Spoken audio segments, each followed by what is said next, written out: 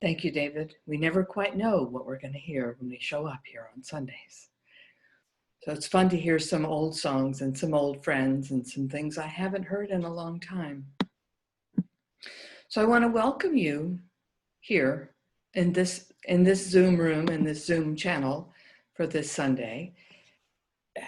We have so many choices because everybody's all online, or at least mostly online. So we're delighted you chose to be here with us today. And today is the first Sunday of September. And I have 2 points of view about that. One part of me wants to say it's finally the 1st of September. And the other part of me wants to say it's already the 1st of September. That is the way of things right now. And around here, September is usually about new beginnings. And this year is no different, except we're looking at the possibility of new beginnings in an even bigger context than perhaps we have considered before. Barbara Marx Hubbard, the author of this month's community book, Emergence, was a futurist and a visionary. And I was trying to find the quote that I saw earlier this week, that Buckminster Fuller was the person who actually gave her that designation. And I don't know anybody more futuristic than him, but he thought she had it going on. So there it is, right? She was a student and a friend of his. And did you know that in 1984, she spoke at the Democratic Convention after getting herself on the ballot as a candidate for vice president? She didn't expect to be nominated or elected, but she wanted to use the large stage to get her message out to the world at large at the time. And her message is still quite applicable today. It was, the purpose of evolution is to lift life to ever higher states of consciousness and enlightenment. And all humans are on a journey to discover our true genius and highest potential. That's quite a wild idea for 1984, right? And it's because it's still so, it feels like it's out of reach, even for now, even for the days that we're living in. And so here's the vision to grab and to move in that direction. She was also the first one to suggest that there should be a Department of Peace to support those activities that would bring about the greatest good for all people. So this month, in addition to the writings of Dr. Ernest Holmes and other New Thought writers, I'm going to be speaking from this book, Emergence. And on Wednesdays, 5:30 to 7 p.m. Arizona time, at this same Zoom channel, we'll be discussing the big ideas from this book. This week's gathering, we're going to look at it from the introduction to page 32. So if you want to come hang out and talk about the ideas that Barbara is suggesting we consider a way to manifest, come join me on Wednesday evening at 5:30 Arizona time. I'm going to start with a quote from Sri Aurobindo, an Indian mystic and philosopher from the last century. He wrote, "The coming of a spiritual age must be preceded by the appearance of an increasing number of individuals who are no longer satisfied with the normal intellectual, vital, or physical existence of humanity, but perceive a greater evolution is the real goal of humanity, and attempt to effect it in themselves, to lead others to it, and to make it the recognized goal. In proportion as they succeed, and to the degree to which they carry this evolution, the yet unrealized potentiality which they represent will become an actual possibility of the future." What did he write in those words, all those big long words and long sentences? Until we become dissatisfied enough with what has been and imagine a different future, we're going to have a future that looks just exactly like the past. And he also wrote that even before this new era arises, people will come who can imagine it. You might want to think he's speaking about indigo children or crystal children or Gen Y or Z or some other yet to be named alphabet letter. And only when they can imagine it can this new era arise. But I want to pose a different idea to you. What if instead of somebody else being the forebearers or the precursors of this new era, what if we're the ones we've been waiting for? I went looking for a source of that quote. It rolls around in my head like it's a truth. I think it is. Alice Walker wrote a book by that title. It's on order at my house. And it's been attributed to a whole bunch of people. And it's probably one of those things, one of those phrases that everyone has heard at some point in their lives. I wouldn't be surprised someday to learn that its heritage is related to the phrase uttered by Pogo the Possum in Walt Kelly's comic strip Pogo back in the 60s. We have met the enemy and he is us. Not only have we are the enemy and he is us, but we are also the salvation. I was delighted to hear Shelley read from this thing called You in the morning meditation this morning, because Ernest Holmes grapples with this idea at length in that little book, because we are the only ones that can trap ourselves and the only ones that can free ourselves. And it's in our thinking, it's in our mind, it's in our viewpoint. And I know I say this every week, and I get to be reminded as much as I remind everybody else, because it's easy to forget. And when we finally do realize this and truly own it, then we are able to create the world of our choosing. One of the readings from this week's Science of Mind in a Year, that's printed in the front of most of the Science of Mind texts, was from pages 494, paragraphs 1 and 2. Dr. Holmes took a bunch of readings from the Christian New Testament and reframed them from the perspective of Science of Mind. This is a reframing of 2 verses from the epistle or letter that the Apostle Paul wrote to the spiritual community in Ephesus. In rough translation from King James, "Be renewed in the spirit of your mind, and put on a new humanity, which is created in righteousness and true holiness." Dr. Holmes wrote, "The Science of Mind teaches us how to accomplish this. The mind is the creative factor within us, and when the mind takes a pattern after the spirit, it automatically renews the outer expression after a true holiness or wholeness. Whatever the mind holds to and firmly believes in forms a new pattern of thought within its creative mold.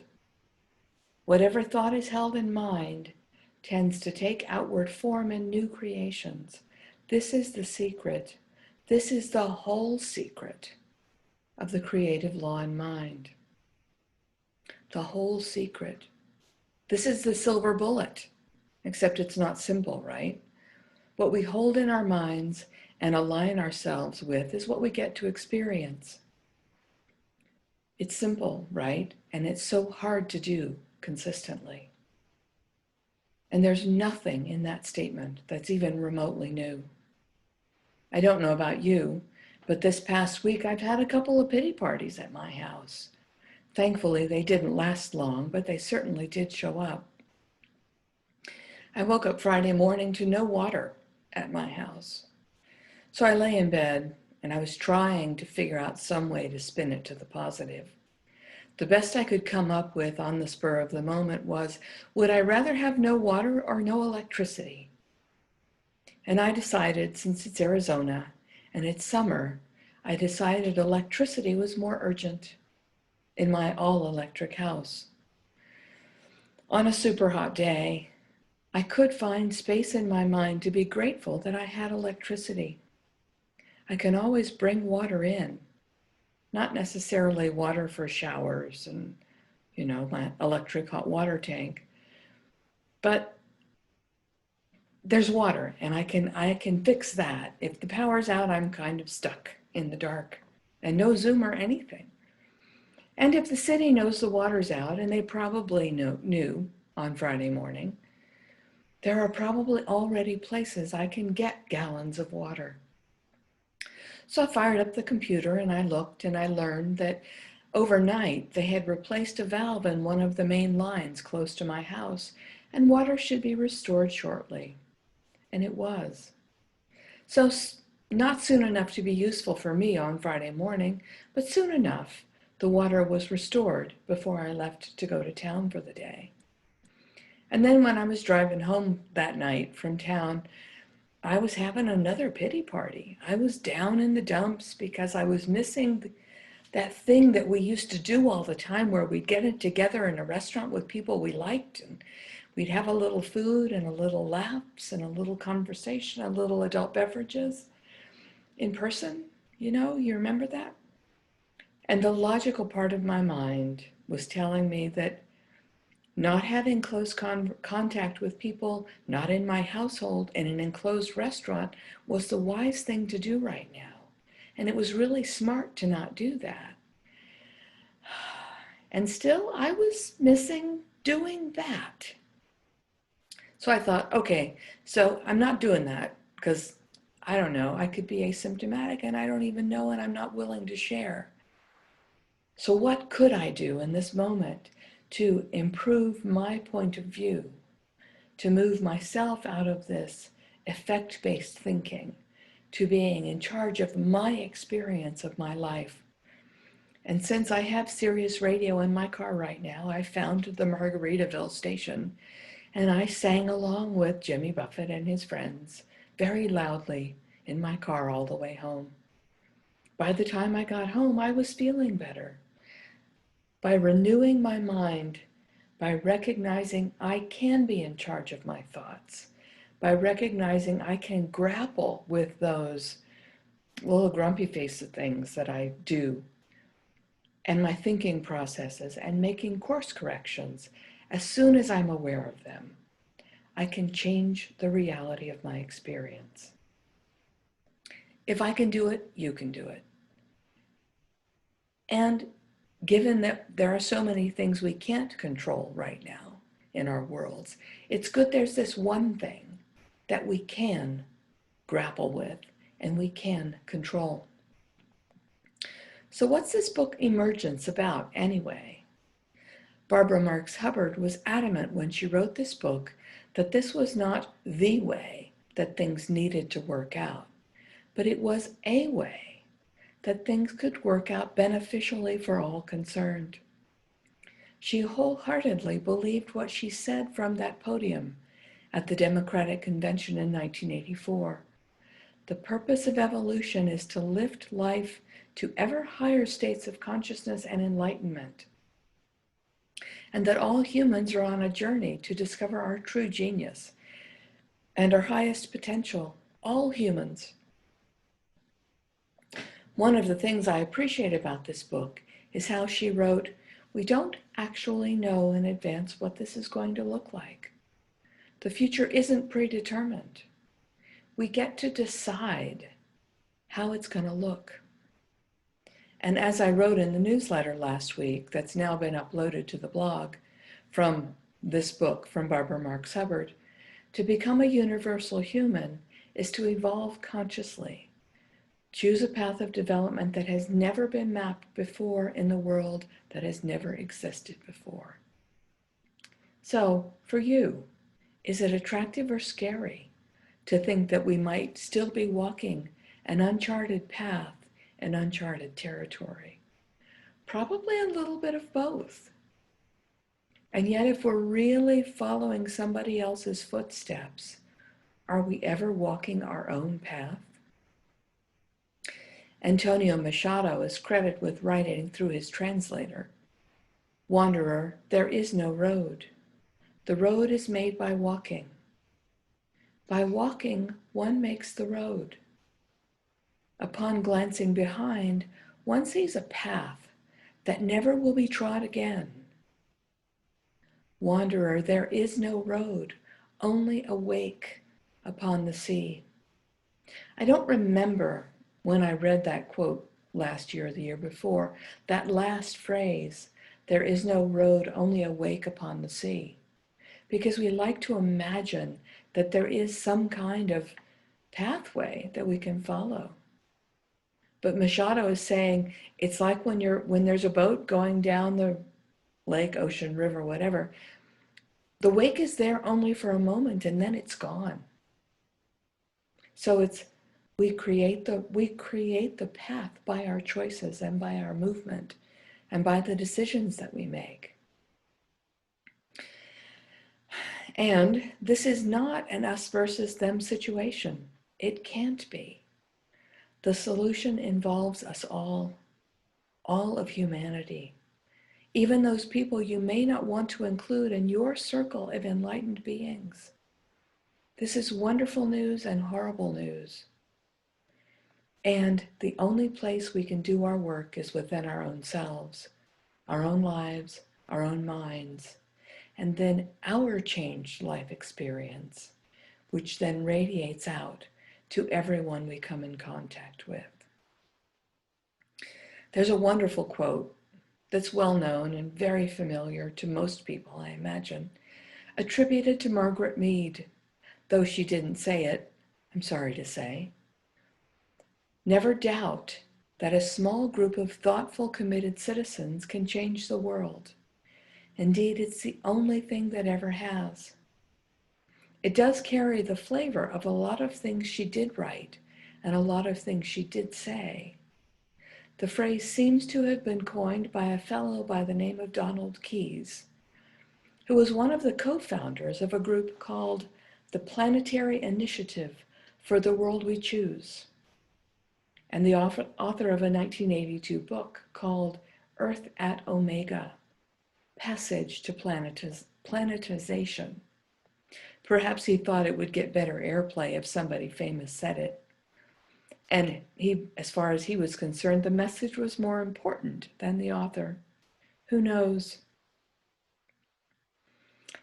I have to define a particular term that Barbara uses before I use it, because it's not a word that's in our normal dictionary of words that we use. The word is noosphere. The word noosphere was first coined by Teilhard de Chardin to describe the thinking layer of the earth. It is the invisible, pervasive superorganism in which each of us live, in the same way that cells live in our body. The noosphere is our collective consciousness, our language, our art, our music, our religions, literature, law, ethics, as well as the intelligence that extends our awareness. Microscopes, telescopes, rockets, phones, internet, etc. The way Barbara describes the noosphere, it includes what science of mind would call our collective unconscious. Every thought ever thought, every idea ever had, every belief ever held. And it would also include our ability to decide, select, rearrange, and use. So it encompasses both our ability to think and decide and our default thinking if we don't make a choice. So with all that as background, Barbara wrote, "The new journey of emergence unfolds in a world infused with a vastly expanded noosphere, a world that has never truly existed before. Yet as we take our first steps, we stand on the shoulders of all who came before us to clear the way.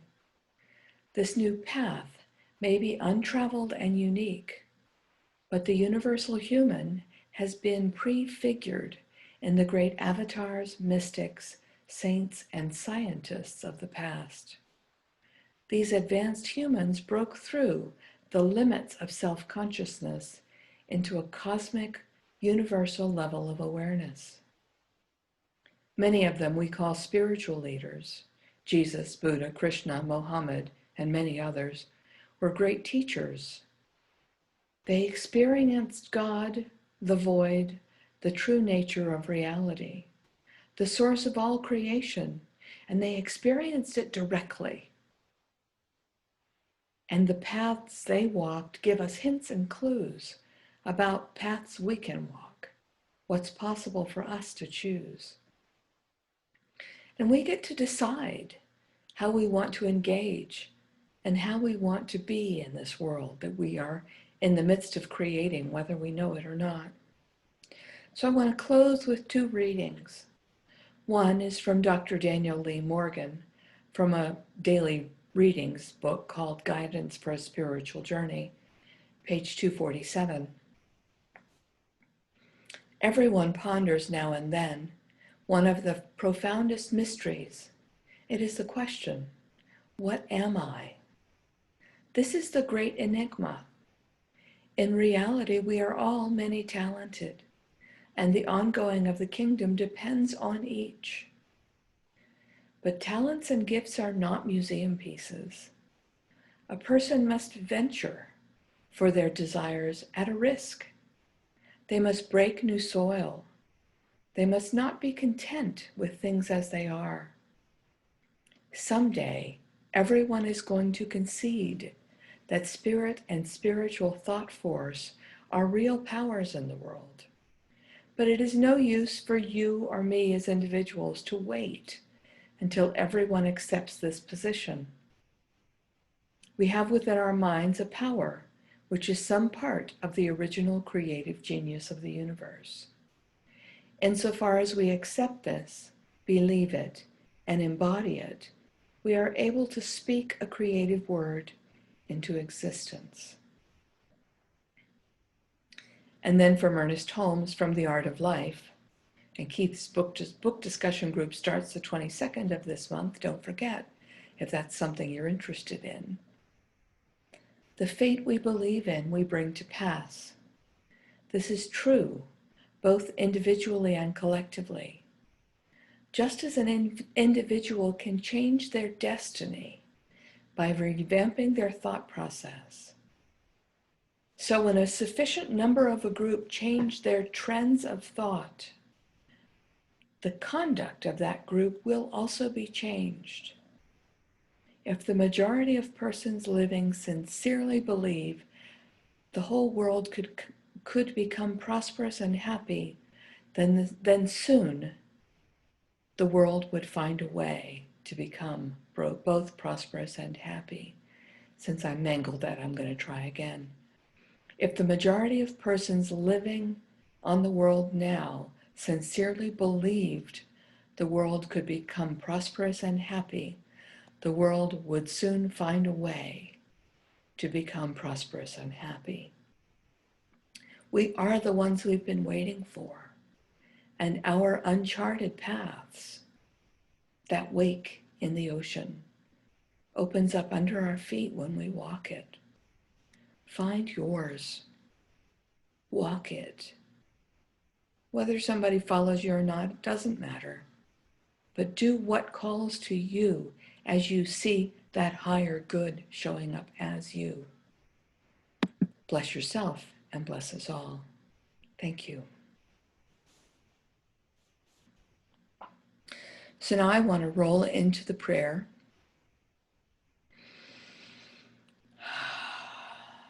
I rest in this moment of remembering. I rest in this moment of knowing.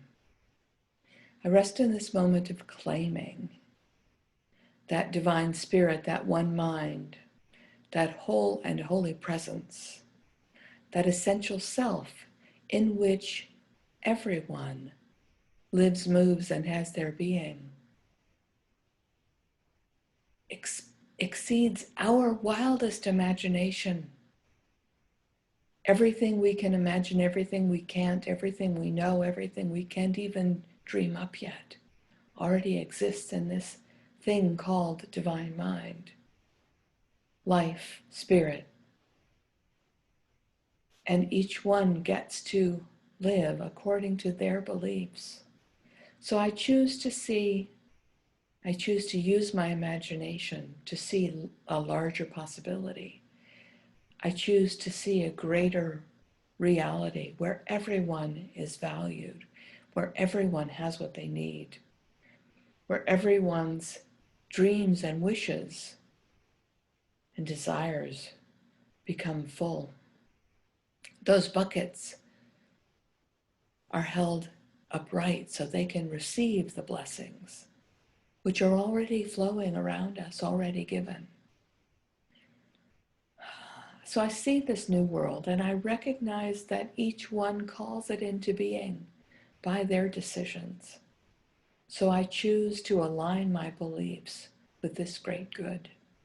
And I choose to see more and more acceptance, more and more space, more and more kinship, more and more belonging for every being, for all of life.